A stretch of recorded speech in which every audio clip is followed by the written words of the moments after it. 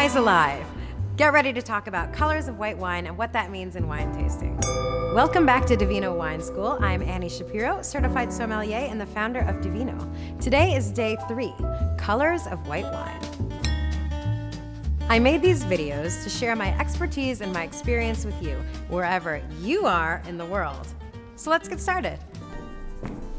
For today's lesson, I brought Torrontés. If you are enrolled and subscribed, you might have one as well. Then, as promised, I also brought some scent notes, lemons and peaches. These are frequently found in Torrontés wines. Now, it's not summer or California, so we are using canned peaches today, but the aroma is pretty close to the real thing. If you don't have Torrontés, that's cool. Use whatever wine you like, as long as it's white. Let's get started. So in the last episode, we talked about developing a scent vocabulary. If you haven't seen that episode, definitely check it out. Day 2, learn to smell wine. If you have already seen it, I hope you've been doing your homework and smelling things all week long and making scent memories. Remember, the only way to recognize scent notes in a wine is to smell them out in the real world and make an association. So how do you begin to identify and evaluate what is in the glass? Before tasting and even before smelling, you use your eyes. Color is the first clue. Wine is red, white, or rosé. These days, orange wine is kind of a thing too, but between us, orange wine is just white wine made in a different way. More on that later. Much of the aroma, texture, and finish of the wine comes from the skin, so you can tell a lot just by looking. The best way to observe color is to look at it against a white background. You can use anything, a piece of paper, a napkin, a white plate, doesn't matter as long as it's opaque and white and you can see the wine against it. Now, tip the glass and watch the way the wine spreads across the edges. Look at where the light hits it. If the wine is very, very pale in color, that means the grape skins were crushed and filtered away almost immediately, leaving no trace of color behind. The longer the crushed grape skins sit in the wine, the more color, texture, aroma, and finish you will have.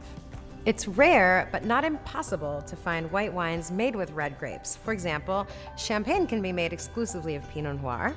On the other end of the spectrum, no pun intended, Pinot Grigio actually comes out a pale amber color if you leave the skins on a little bit longer. A rosé means one of two things. Either red grapes were crushed and left to sit on the skins for a short amount of time, or red grapes and white grapes were blended. I hope you're following along, and I hope I make sense. Just a reminder, if you ever have questions, throw them in the comment section down below.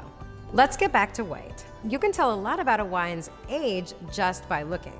Wines are just like us. Some of them age better than others. Some wines are late bloomers, like myself. Other wines are best enjoyed young and fresh, like that guy I dated in 2014. Just kidding, but I'm not, really. Wines come in all colors, and they change color throughout their lives. When evaluating a white wine, look at the edges where the light hits it. If you see it glinting shades of green, that means the wine is most likely very young, and the grapes were probably harvested young too. Young grapes have more acidity. Think of unripe fruit. If you see this in a wine, you should expect something snappier, something zestier. Nobody wants to talk about drinking acid, so we use nicer words like fresh, zingy, bright, and crisp. If instead you're looking at a white wine and you don't see those green glints around the edges and it's more of a straw golden color, that means the wine is probably a little bit older and the grapes were harvested at peak ripeness. Or they were blended. Some were a little younger and some were a little bit riper. This also means you can expect a little bit less acidity and a much more balanced, silkier palate. The wine I'm drinking today, this Torrontés, is a 2016, so it's got a couple years on it, and in fact, on the palate, it's very bright and fresh, but it's also balanced and silky. During and after fermentation, oxidation causes colors to deepen. If your wine sparkles like a glittery gold and it is deeper and richer in color, that could mean several things. 1, the grapes are riper, even riper than before. 2, the wines have been aged in oak barrels and have had some time to oxidize.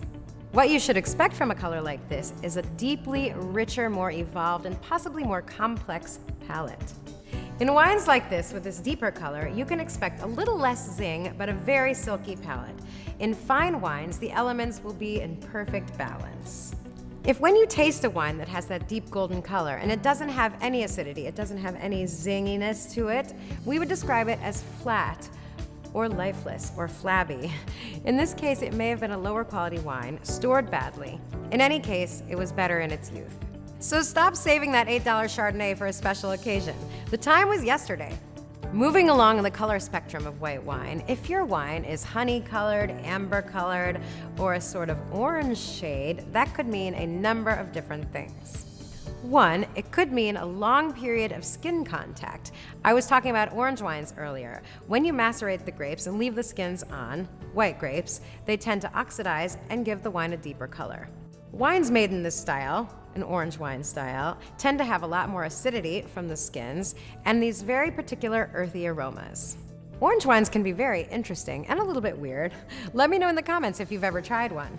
A darker hue in your white wine could also mean a fortified wine or a dessert wine, like a pasito, a vin santo, or a port or a sherry. Either way, with darker colors, you should expect more intense aromas and a more complex palate. Another possibility for a very, very dark colored wine is that the wine is simply very old and oxidized. You can narrow down these possibilities by looking at the consistency of the wine, how it moves in the glass. Is it swishy like water, or does it cling to the edges like maple syrup? We will do a whole episode on consistency, so stay tuned. And if you haven't subscribed, now is a great time to do it. Your homework this week is to start noticing the color of white wine. Is it really pale? Are there little green glinty lights on the edges? When you taste it, is it bright and snappy on your palate? Or is it a richer yellow? Is it silkier on your palate? Look at the bottle. Was it aged in oak barrels? What year is it? These are all things you should start noticing when you notice the color. You don't learn any of this overnight, but thankfully it's really fun to practice. If you're enjoying these videos, please subscribe. The button's right down there. Also, think about enrolling. It's completely free, and when you enroll, you'll find out in advance what we're drinking and what we're smelling every Thursday, so you can keep up to date. And you get a copy of the class notes. See you next Thursday. Cheers!